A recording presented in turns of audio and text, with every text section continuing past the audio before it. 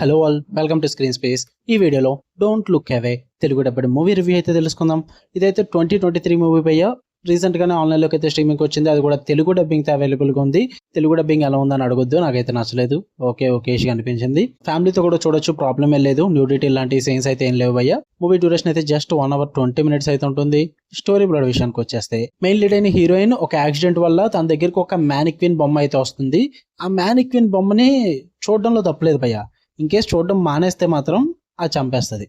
దాని తర్వాత ఏం జరిగింది అన్నదే మీరు ఈ మూవీలో చూస్తారు. ఇక ఈ మూవీ నాకు ఎలా అనిపించింది అంటే, దండన్రా దోత.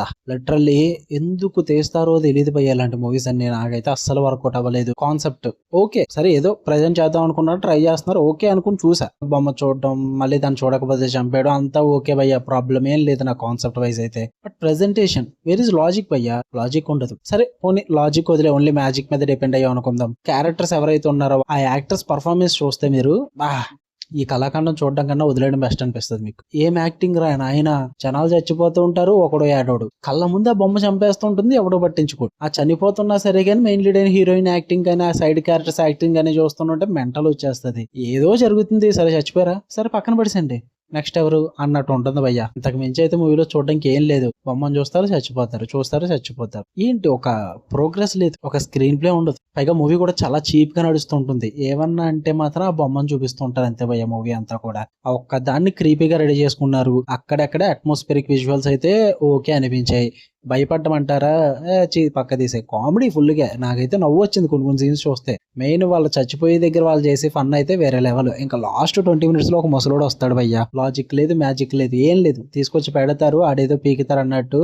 ఆయనకి చెప్పిన డబ్బింగ్ ఎవరు చెప్పారో కానీ తెగ నవ్వుకున్నా నేనైతే. అస్సలు వర్కౌట్ అవ్వలేదు. అండ్ ఆ క్లైమాక్స్ అయితే ఫుల్ ప్రెడిక్టబుల్ గా ఉంటుంది, చాలా లాజిక్ లెస్ అనమాట. ఇంకా ఇంతకీ మెయిన్ ఆ ప్లాట్ ఏదైతే తీసుకున్నారో దానికంటే ఒక క్లారిఫికేషన్ కూడా ఉండదు. అసలు ఆ మ్యానిక్విన్ ఎందుకు అలా ఉంది, ఎందుకు మనుషుని చంపుతుంది, ఎందుకు అసలు డోంట్ లుక్ అవే కాన్సెప్ట్ తీసుకొచ్చారు అన్న దానికి ఒక ఎక్స్ప్లెనేషన్ ఉండదు. అసలు సరైన కాన్సెప్ట్ డీప్ గా చూపించరు, అలాగే వదిలేస్తారు. ఇదంతా బొక్కలు పెట్టుకుని లాస్ట్ లో మళ్ళీ సీక్వెల్ ప్లాన్ చేసుకున్నారు. ఇది చూడటం ఎక్కువ అనిపించింది నాకు. మళ్ళీ దీనికి సీక్వెల్ అంట, నాకు తెలిసి రాదులేండి, అది వేరే విషయం. ఫస్ట్ భయ్య మూవీ అయితే స్టార్టింగ్ నుంచి ఎండింగ్ వరకు నాకు ఎక్కడ కూడా సాటిస్ఫాక్షన్ అనిపించలేదు. మీరు చూద్దాం అనుకుంటే చూడండి, ఆన్లైన్ లో అవైలబుల్ గా ఉంది. తెలుగు డబ్బింగ్ అయితే నవ్వు వచ్చేలాగా అయితే ఉంటుంది. ఫ్యామిలీతో కూడా చూడొచ్చు, ప్రాబ్లం ఏం లేదు. ఓకే, మీకు కనుక వీడియో నచ్చితే లైక్ చేయండి, షేర్ చేయండి, మీ ఒపీనియన్స్ కూడా కామెంట్ చేయండి. మళ్ళీ నెక్స్ట్ వీడియోలో కలుద్దాం. Until then love you all, by.